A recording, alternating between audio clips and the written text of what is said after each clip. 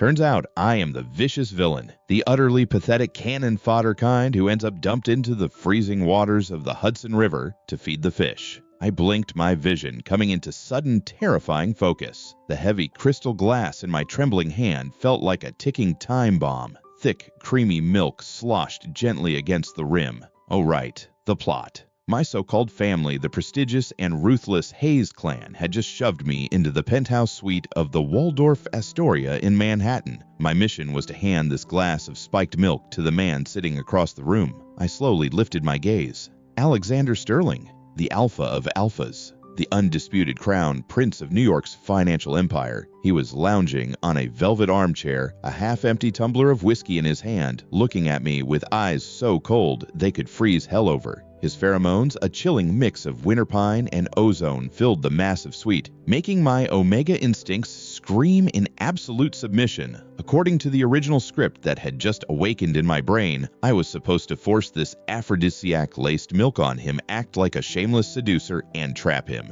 Tomorrow he would wake up, destroy my entire existence, and have his men throw me off a pier. Put it down and get out. Alexander's voice was a low, dangerous rumble. He did not even bother looking at me properly, treating me like a stain on his expensive rug. A chill ran down my spine, leaving my heart feeling hollow. If I followed the script, I would be dead by Tuesday. But if I just walked out and failed the Hayes family, my cruel half-brother Carter would have my legs broken by midnight. Either way, I was screwed. I looked at the milk. I looked at Alexander, whose thick brows were now knitting together in irritation at my lack of response. "Are you deaf, Oliver?" He snapped his patience, wearing dangerously thin.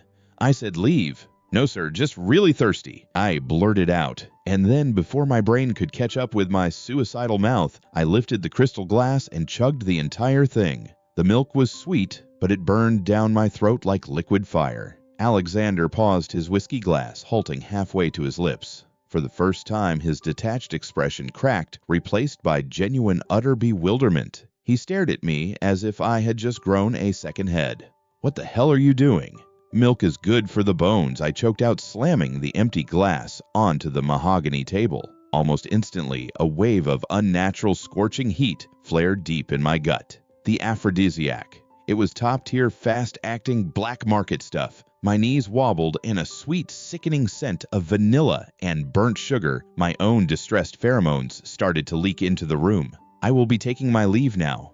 Have a good night, Mr. Sterling." "Do not forget to lock the door," I squeaked, spinning on my heels. I did not wait for his reaction. I bolted out the door, ignoring the confused shouts of the Hayes bodyguard stationed down the hallway. I did not take the elevator. I threw myself down the emergency stairwell, stumbling down 20 flights of stairs in my ridiculously expensive, poorly fitted leather shoes. By the time I hit the cool night air of the Manhattan streets, my body was on fire. My skin felt like it was melting, my vision blurring with every step. Survival instinct was the only thing keeping me upright. I hailed a dirty yellow cab, shoving a crumpled $50 bill at the driver. "Penn Station, step on it." The station was a chaotic blur of neon lights and exhausted commuters. I dragged my burning body to the ticket counter, digging into the lining of my designer coat to pull out my hidden stash of cash, my entire life savings, barely a few $100. The furthest train west, I gasped to the bored ticket agent gripping the counter to stay standing.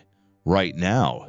Amtrak to Chicago, connecting to the Empire Builder. Drops you off in Montana in 2 days," she droned, sliding a paper ticket across the glass. Montana. Perfect. I snatched the ticket and stumbled toward the platform just as the whistle blew. The train car smelled of stale coffee, damp wool, and unwashed seats, but to my frantic mind, it was the sweet scent of absolute freedom. I huddled into a cramped window seat, pulling my coat tightly over my head to block out the world. I was shaking uncontrollably. The drug was tearing through my veins, demanding the touch of an alpha, driving me to the edge of insanity. I dug my fingernails into my thighs, biting my lower lip, until I tasted the sharp tang of copper. I dry swallowed 3 cheap over-the-counter suppressant pills I kept in my pocket, praying my heart would not give out. "Do this right, Ollie, or you will be sleeping on the streets," Carter's voice echoed in my feverish brain. Well, the joke was on him. I was not going to sleep on the streets. I was going to sleep in a barn. As the train lurched forward with a heavy metallic groan, leaving the glittering, jagged skyline of New York behind, I pressed my sweating forehead against the cold glass window. The city lights blurred into streaks of gold and blood red. It was a city of monsters, a concrete jungle of alphas who controlled the world and omegas who were nothing more than pretty disposable chess pieces. I was an 18th tier cannon fodder, a defect, an illegitimate child with a stutter and a weak constitution. But right now, as the train picked up speed into the dark night, I was a survivor. The suffocating heat in my body slowly began to recede, beaten back by the suppressants and my own sheer, unadulterated spite. I closed my heavy eyes, picturing wide-open skies, snow-capped mountains, and cows. Yes, cows. Cows do not have complicated plots. They do not plot murders or force you into beds.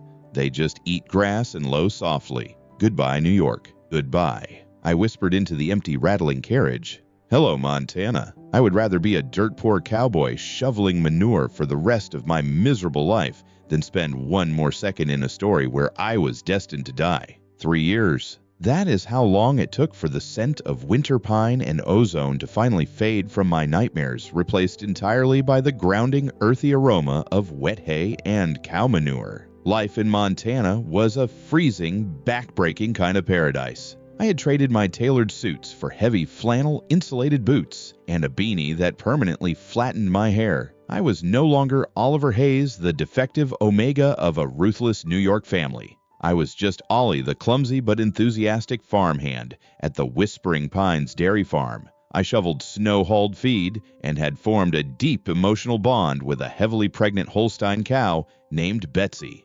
It was a Tuesday morning, the temperature hovering disrespectfully around 10 degrees below zero. I was in the main barn humming a slightly off-key country song while attempting to fix a frozen water pipe. Betsy lowed softly in the background, chewing her cud in peaceful solidarity. Then the heavy wooden barn doors groaned open. I did not turn around, immediately assuming it was Old Man Jenkins, the farm owner, coming to complain about the price of alfalfa. But the air shifted. A suffocating, terrifyingly familiar chill swept into the warm, earthy barn. The hairs on the back of my neck stood up, and my omega instincts practically threw themselves against the walls of my skull, screaming red alert. Winter pine. Ozone. My wrench clattered to the concrete floor. I turned around in slow motion, praying to whatever farm deities existed that my nose was just playing a cruel, post-traumatic, stress-induced trick on me.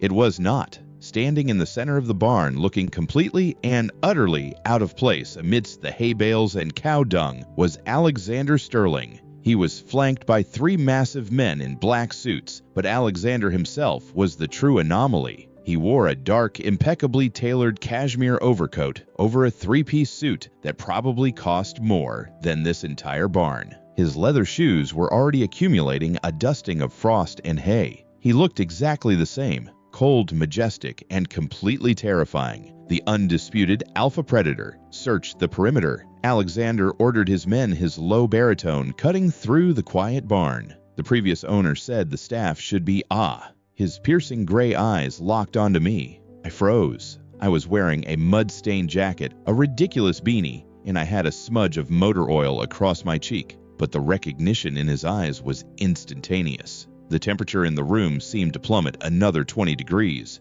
Run.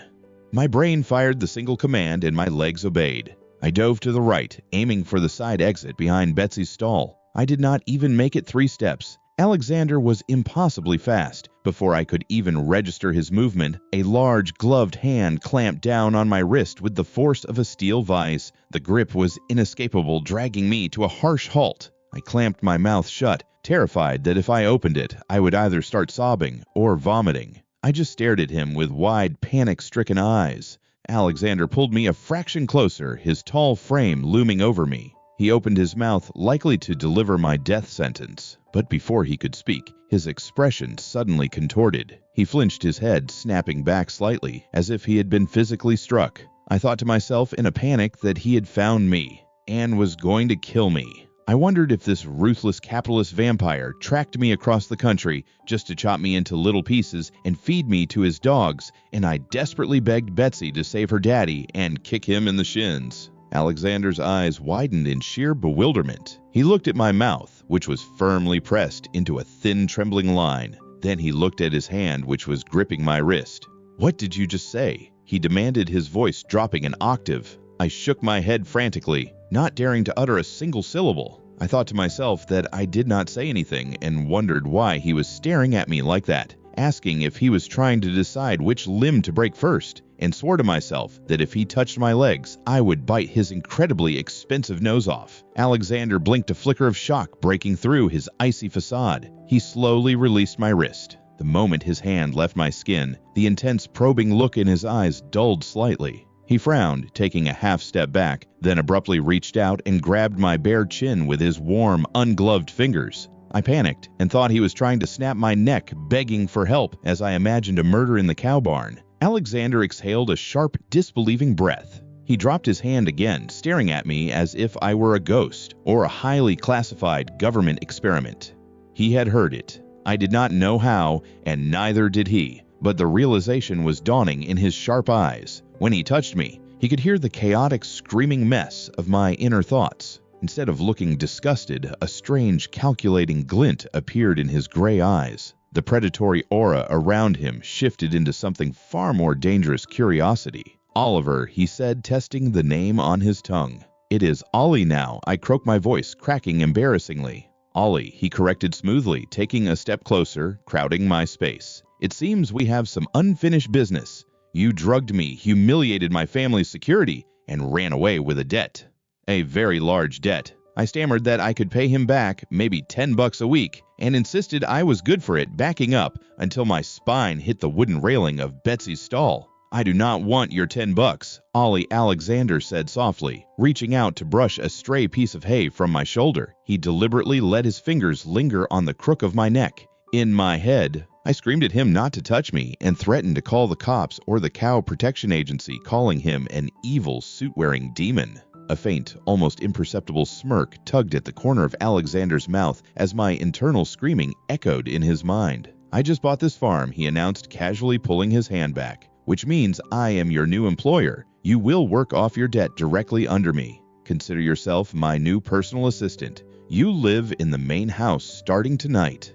My jaw dropped. The main house. With him, I would rather sleep in the trough.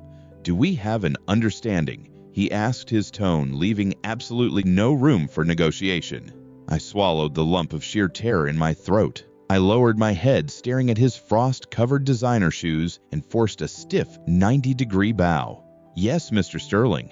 "Thank you for your generosity," I said aloud, my voice the picture of submissive obedience. As I straightened up, Alexander reached out and firmly patted my shoulder. My internal voice demanded that he eat trash and die, hoping he would step in a massive pile of fresh cow manure. Alexander's smirk widened into a genuine, albeit terrifying smile. "I am looking forward to our time together, Ollie. It is going to be very entertaining." Moving into the main cabin was a severe downgrade in my quality of life. Sure, the farmhouse had heated floors, a massive stone fireplace, and water that did not smell faintly of sulfur, but it lacked one crucial element: Betsy the cow. Instead, it was occupied by Alexander Sterling, a man who possessed the terrifying presence of an apex predator and the demanding nature of a spoiled emperor. My new title was personal assistant, which was a very polite corporate term for indentured servant. My days consisted of brewing black coffee, organizing files I did not understand, and trying to make myself as small and invisible as humanly possible. I walked on eggshells so much my calves were getting a workout. It was a Thursday night, nearly 2 Uhr a.m. Outside, the Montana wind was howling, rattling the thick glass windows of the study. Inside, the atmosphere was suffocating. Alexander was sitting behind a massive oak desk, staring at a glowing laptop screen. He looked terrible. For the past week, I had noticed the dark, bruising circles under his piercing gray eyes. His alpha pheromones, usually a sharp, crisp scent of winter pine, smelled muted, tinged with the bitter ozone of sheer exhaustion. Rumor had it that high-tier alphas often suffered from chronic, agonizing insomnia due to their hyperactive nervous systems. Alexander looked like he had not slept a full hour since he bought the farm. "Coffee, Ollie," he rasped, rubbing his temples. "Yes, Mr. Sterling," I murmured automatically. I carefully set the porcelain cup on his desk, praying my hand would not shake. I turned to retreat to the safety of the kitchen, but before I could take a step, his large, warm hand shot out and clamped around my wrist. I froze. My breath hitched in my throat.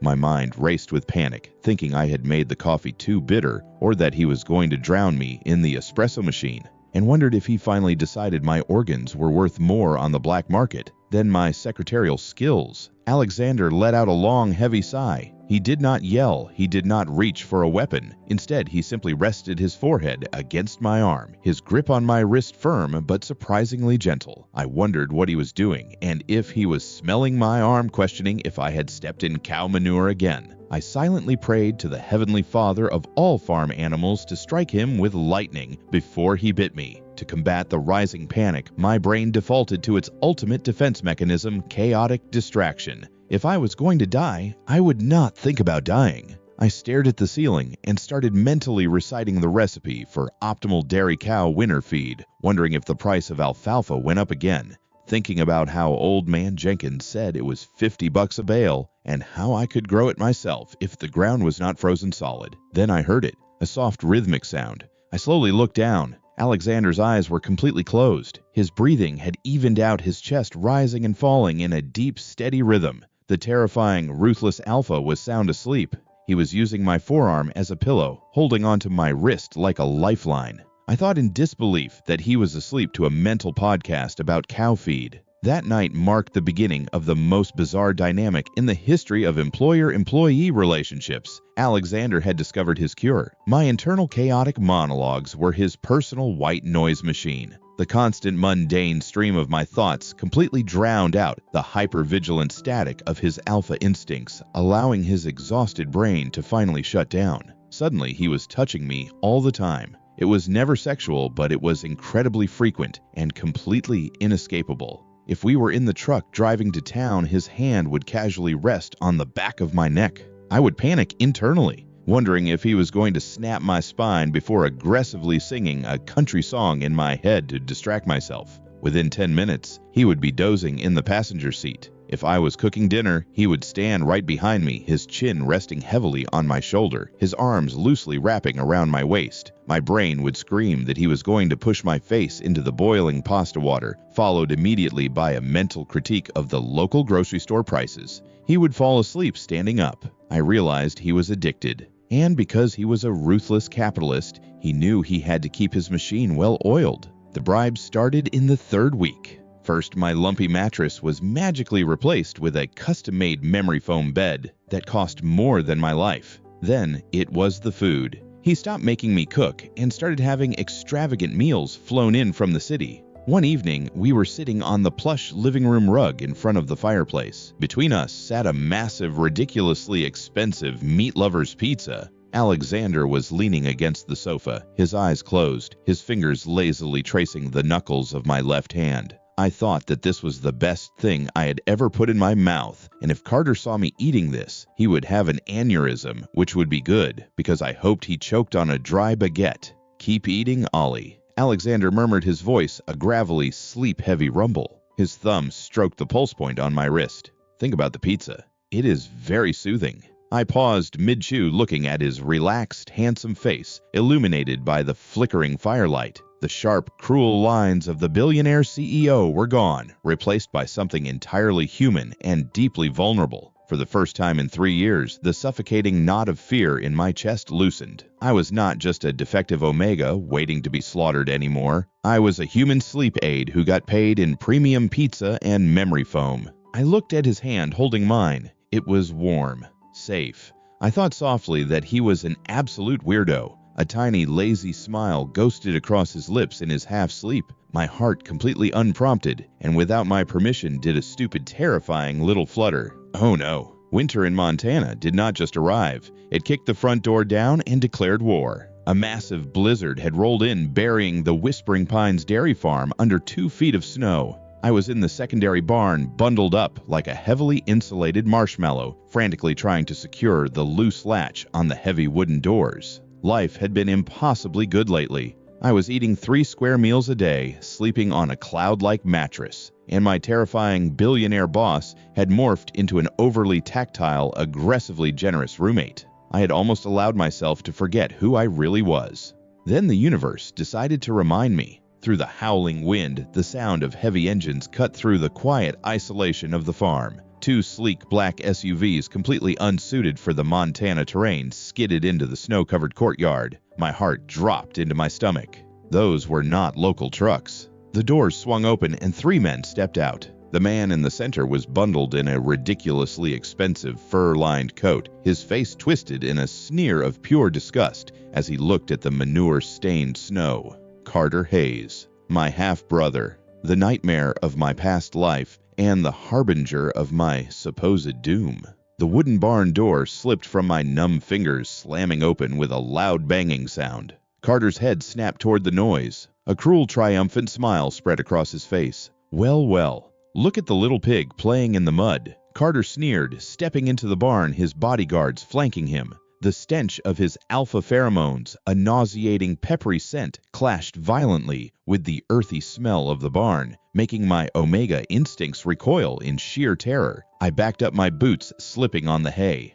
"What are you doing here, Carter?" "Taking out the trash," he spat, walking closer. "Did you really think you could run away, Ollie? You humiliated the family. You owe us a debt. Father has arranged a marriage for you. Old man Vance in Chicago. He is 70 in a wheelchair and has a very special taste for breaking defective omegas like you. The dowry is going to save our real estate division." The blood drained from my face. My breath came in short, jagged gasps. Old man Vance. I remembered that name from the plot. He was a sadistic monster. If I went with Carter, I was as good as dead. But if I resisted, what if they found out about Alexander? What if the Hayes family targeted the farm? Targeted him. My post-traumatic stress disorder, dormant for the past 3 years, slammed into me with the force of a freight train. Carter lunged forward, grabbing the collar of my heavy jacket and shoving me hard against the wooden beam of the stall. I hit my head, a sharp burst of pain radiating behind my eyes. My mind screamed that I could not escape,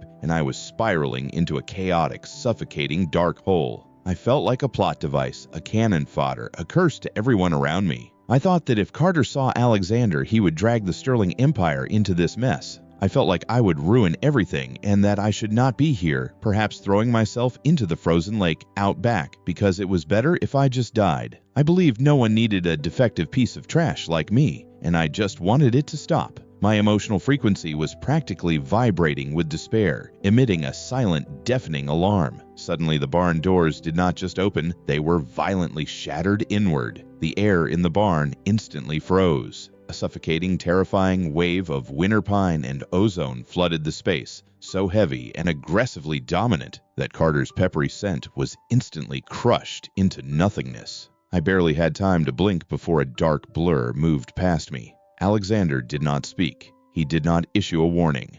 The alpha predator had been unleashed. He grabbed Carter by the throat, hoisting the grown man off the ground with one hand, and slammed him into the concrete wall with a sickening cracking sound. Carter's bodyguards reached for their weapons, but Alexander was a demon unleashed. He dropped Carter, spun around, and delivered a devastating kick to the first guard's ribs, sending him crashing into a pile of farming equipment. A swift, brutal punch to the second guard's jaw left him unconscious in the snow outside. It took less than 10 seconds. The terrifying, ruthless CEO of the Sterling Empire stood amidst the wreckage, his chest heaving, his eyes burning with a murderous rage. "If you ever step foot on my property again," Alexander growled, his voice a demonic, vibrating bass that shook the rafters, "I will bury you under it. Get out."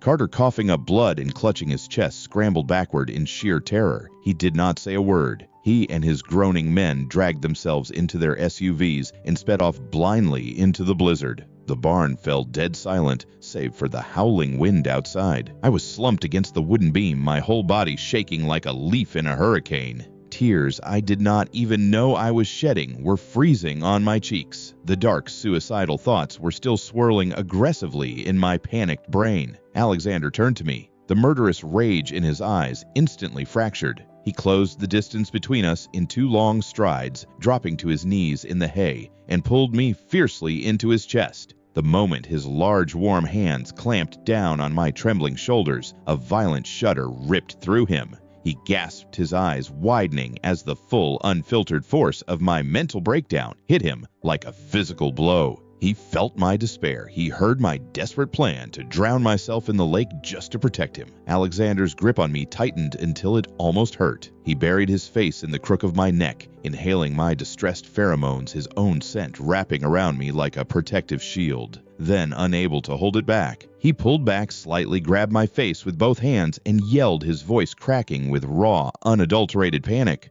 Are you out of your damn mind? In that stupid, chaotic little head of yours, is there absolutely nothing else besides looking for death? I froze. My tears stopped mid-fall. The panic in my chest was abruptly replaced by a massive, glaring stop sign. I stared at him, my brain rebooting. I had not spoken a single word since Carter shoved me. I had not said anything out loud about the lake, or about dying, or about my head. Wait, I croaked out, my voice raspy and completely bewildered. What did you just say? Alexander froze. He looked at my mouth. Then he looked into my eyes. The color slowly drained from his handsome, terrifying face. My brain whispered in the sudden silence that he heard me, and he knew everything. Alexander slowly, very cautiously let go of my face. My mind frantically whispered that he knew about the pizza and about my thoughts on his chest muscles. The ruthless, untouchable alpha suddenly looked very, very cornered. The aftermath of the barn incident was a masterclass in suffocating awkwardness. As soon as Alexander realized his slip-up, he let go of my face like I was made of hot magma and practically sprinted back to the main house. I was left sitting in the hay, my brain piecing together the terrifying, mind-bending puzzle. He heard me, but only when he touched me. Over the next 3 days, the Whispering Pines dairy farm turned into a psychological battlefield. I, Oliver Hayes, formerly a terrified plot device, had suddenly realized I held the nuclear launch codes to the Sterling Empire's CEO. Phase 1 of my grand strategy was simple: the quarantine. I became a ninja of evasion. If Alexander walked into the kitchen, I slid out the back door. If he reached for the coffee pot at the same time as me, I retracted my hand with the speed of a striking cobra. I denied him every single millisecond of physical contact. Without his personal touch-activated white noise machine, Alexander deteriorated rapidly. The dark circles under his eyes returned with a vengeance. His crisp winter pine scent grew sharp and agitated, practically freezing the air wherever he walked. He looked like a gorgeous, sleep-deprived murder suspect. Phase 2 was my defense mechanism, the mental static. Sometimes contact was unavoidable. On Thursday, he managed to corner me in the hallway, his large hand snapping out to grip my shoulder. Instantly, I deployed my ultimate weapon. I did not panic. I did not think about his chest. Instead, I screamed the lyrics to a popular children's song at the top of my mental lungs. Alexander flinched, pulling his hand back as if he had been electrocuted. He massaged his temples, glaring at me with a mixture of sheer exhaustion and murderous disbelief. Ollie, he growled, his voice a raw rasp. What the hell is that infernal song? Just a little something to get me through the day. Mr. Sterling. I smiled sweetly, offering a perfectly innocent blink. He groaned, turning on his heel and retreating to his study. I did a tiny victorious fist pump in the empty hallway. For the first time in my life, I had the upper hand. But Phase 3 was where I got dangerously cocky. It happened on a Friday evening. Alexander was standing by the kitchen island drinking a glass of scotch, staring out at the snow. He looked so tired, so utterly worn down, that a brief pang of guilt hit me. Against my better judgment, I walked over and stood next to him. Sensing my presence, he did not even look up. He just let out a heavy sigh, reached out, and let his warm fingers wrap loosely around my wrist. He was waiting for a grocery list or maybe a mental complaint about tractor maintenance just to soothe his hyperactive brain. Instead, I decided to play with fire. I stared directly at the side of his neck, where the top button of his shirt was undone, and let my thoughts run wild.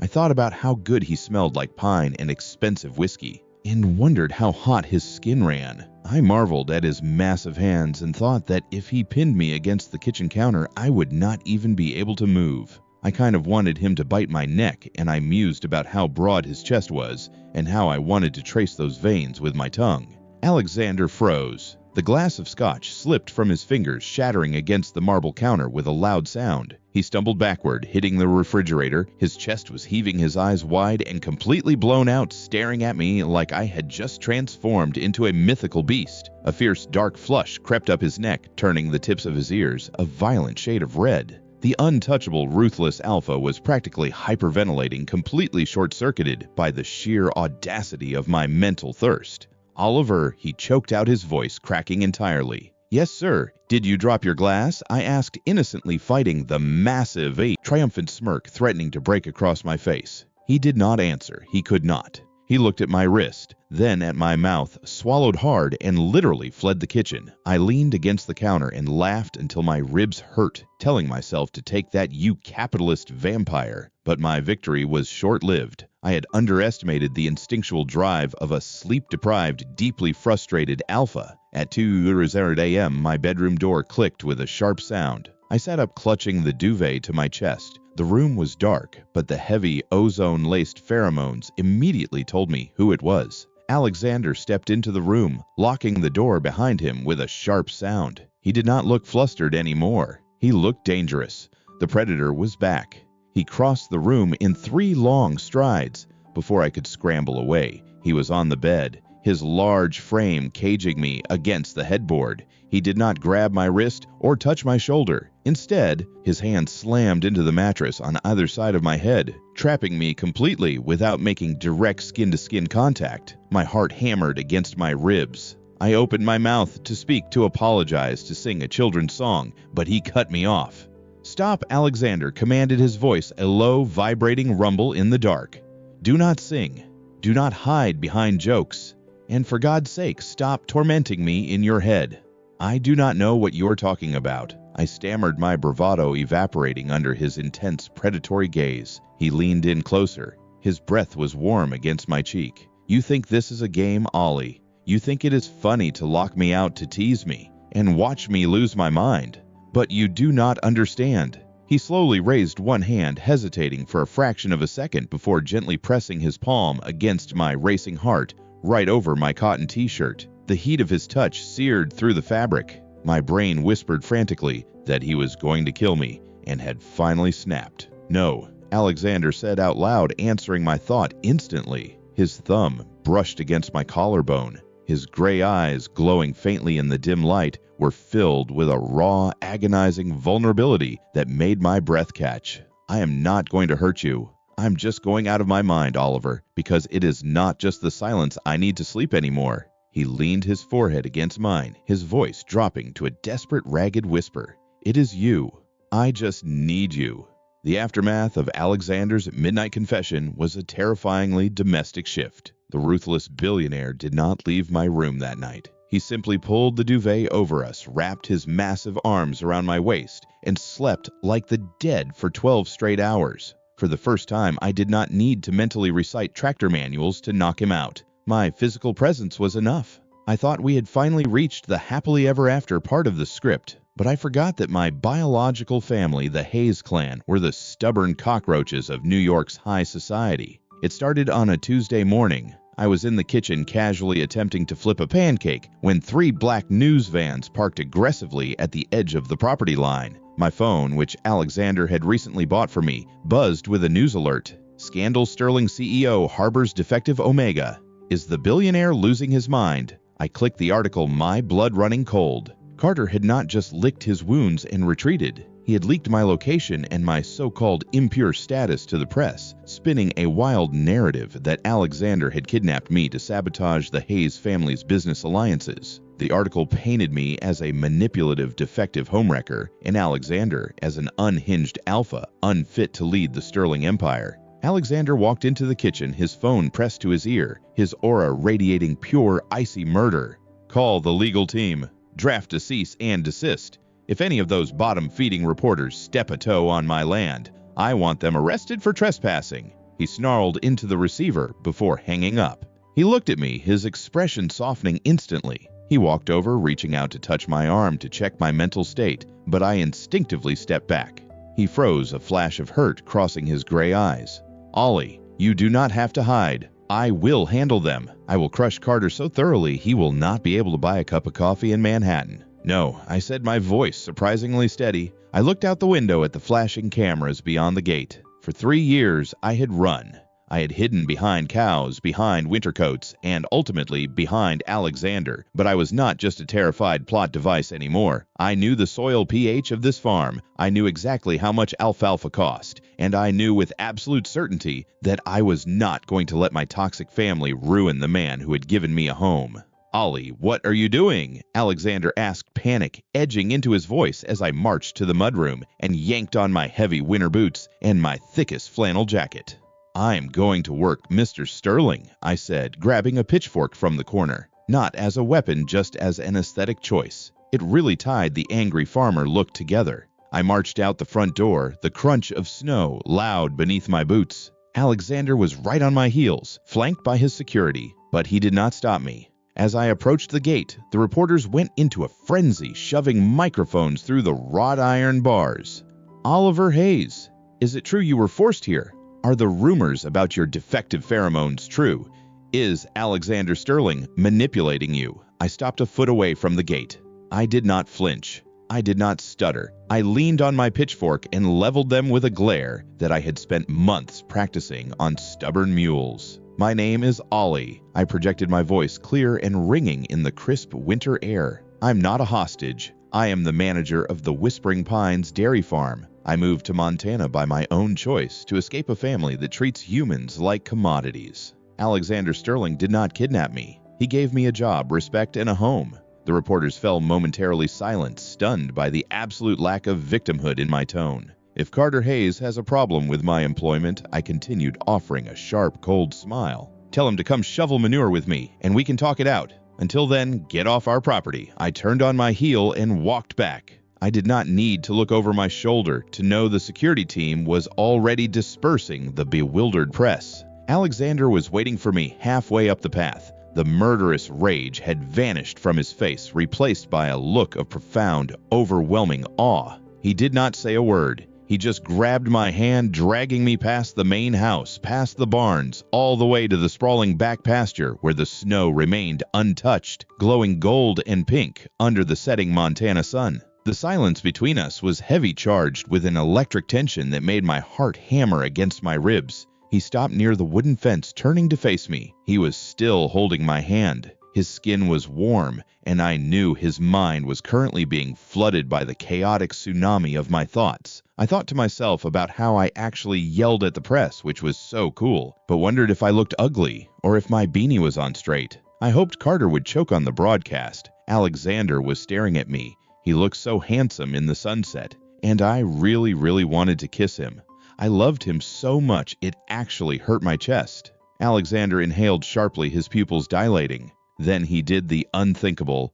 He let go of my hand. He took a deliberate step back, severing the physical connection completely. He reached up and placed both of his gloved hands firmly over his own ears. I stared at him, utterly bewildered. "I am turning off the radio," Ollie Alexander said, his voice loud enough to carry over his covered ears. The wind whipped his dark hair around his face, his gray eyes burning with an intense, burning sincerity. "I do not want to hear it in my head anymore," he continued, his voice cracking slightly with raw emotion. "I do not want to read your mind. I do not want the static. I want the real thing." He lowered his hands from his ears, keeping them safely tucked in his coat pockets, refusing to touch my skin. "Use your words, Oliver," he challenged softly, his gaze locked onto my mouth. "Tell me." The winter air was freezing, but my entire body felt like it was on fire. He was right. Hiding behind my internal monologue was easy. It was safe. But Alexander deserved my courage, out loud and unfiltered. I took a step forward, closing the distance he had created. I did not reach for his hands. Instead, I looked up into those terrifying, beautiful gray eyes. "You are an absolute menace," I said, my voice trembling, but clear. "You are bossy, you drink too much coffee, and you scared the life out of me for 3 years. Alexander swallowed hard, waiting. "But you are also the only person who ever made me feel safe." I breathed out, a cloud of white mist forming between us. I stood up on my tiptoes. "I love you, Alexander. I love you." I did not wait for his permission. I grabbed the lapels of his expensive cashmere coat and pulled him down, pressing my lips firmly against his. Alexander groaned, a deep, guttural sound of pure surrender. His hands flew out of his pockets, wrapping around my waist, lifting me off the ground and crushing me against his chest. He kissed me back with the desperation of a starving man, hot and bruising and completely consuming. There were no thoughts to read, no chaotic inner monologue, just the howling Montana wind, the scent of winter pine mixing perfectly with burnt sugar, and the undeniable reality that I, the 18th tier cannon fodder, had just conquered the alpha of alphas. The destruction of the Hayes family did not happen in a dramatic, blood-soaked shootout in an abandoned warehouse. It happened in the cold, sterile environment of a Manhattan courtroom, orchestrated by the most ruthless corporate predator in the country. Alexander did not just ruin them, he systematically dismantled their legacy. Within 2 months of my confrontation with the press, the Sterling Empire's legal and financial teams had uncovered decades of embezzlement, tax fraud, and illegal offshore accounts tied to my former family. Carter Hayes was facing 15 years in federal prison, and the sadistic old man Vance was indicted on a long list of human trafficking charges. I watched the final news broadcast from the comfort of our living room in Montana, eating a bowl of buttered popcorn. There was no guilt, no lingering fear, just a profound sense of closure.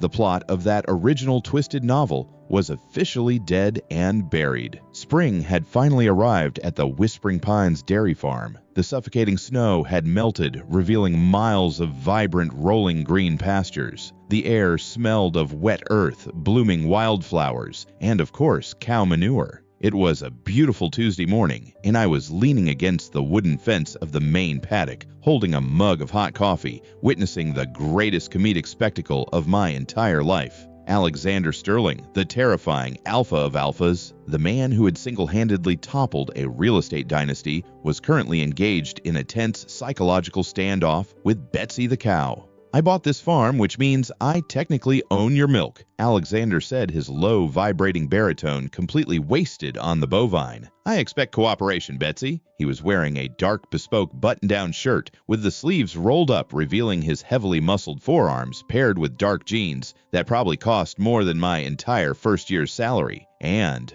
ruining the entire billionaire aesthetic, a pair of oversized bright yellow rubber boots. Betsy just chewed her cud, staring at him with massive, unimpressed eyes. Alexander cautiously sat down on the small wooden stool beside her, holding a metal bucket.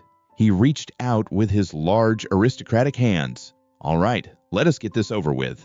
The moment his fingers brushed against her udder, Betsy let out an annoyed, deep lowing sound, shifted her massive weight, and aggressively swatted Alexander straight across the face with her muddy tail. The sound of a wet impact echoed across the paddock. Alexander froze. Slowly, a dark, murderous aura began to radiate from his rigid frame. The crisp scent of winter pine instantly sharpened with an electric ozone warning. I could not hold it in anymore. I doubled over the wooden fence, clutching my stomach, laughing so hard that tears streamed down my face. "Oh my God," I wheezed, gasping for air.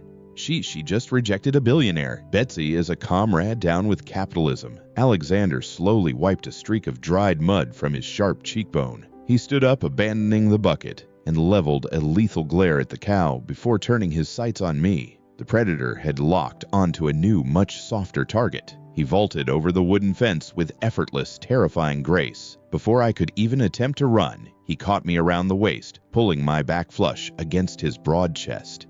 "You think this is funny, Ollie?" he growled playfully, burying his face in the crook of my neck, his stubble scratching pleasantly against my sensitive skin. "I think it is the funniest thing I have ever seen." I giggled, leaning back into his solid warmth. Alexander hummed, his large hands resting on my stomach. Then, deliberately, he slid his bare palm upward, slipping under the hem of my flannel shirt, to press his warm skin directly against my waist. The connection was instant. The mental radio was turned on. In the past, this was the moment my brain would have spiraled into a chaotic, screaming mess of self-deprecating panic and tractor manuals. But now, my mind was as clear and bright as the Montana sky. I thought to myself that he had cow mud on his nose and looked absolutely ridiculous, but he was my ridiculous alpha. I thought I should probably bake him an apple pie to soothe his bruised ego, and that I loved him so much, even if he was terrible at farming. I felt Alexander's chest rumble against my back. He let out a long, contented sigh, the sharp ozone scent melting entirely into the soothing, protective aroma of warm pine. "I will take the apple pie," Alexander murmured out loud, pressing a soft kiss to the side of my neck. And for the record, I am an excellent farmer. Betsy just has authority issues. Sure, Mr. Sterling. Whatever you say, I laughed, turning in his arms to face him. I reached up, using the sleeve of my flannel to gently wipe the mud from his cheek. He leaned into the touch, his striking gray eyes looking down at me with an intensity that still made my breath catch. But it was not the terrifying intensity of a predator anymore. It was the overwhelming, unwavering devotion of a man who had finally found his home. He did not need my internal monologue to fall asleep anymore. My presence, my heartbeat, and my voice were enough. Alexander cupped my face and kissed me slow, deep, and tasting faintly of my morning coffee. When we finally broke apart, we stood there by the fence, his arms wrapped securely around me, watching the golden morning sun illuminate the sprawling acres of our farm. The world felt vast, safe, and completely ours. 3 years ago, I woke up in a luxury hotel room, utterly convinced that I was nothing more than an 18th-tier cannon fodder, a defective, pathetic villain destined to die a miserable death to push someone else's love story forward. I had run away just to survive. But as I stood here, held by the man who had torn down empires for me, feeling the gentle spring breeze rustling through the pines, I realized the ultimate truth. There are no predetermined scripts. There are no fixed destinies. You might start out as a broken plot device in someone else's nightmare, but if you have the courage to run, to fight, and to speak your truth, you will always become the main character of your own beautiful life.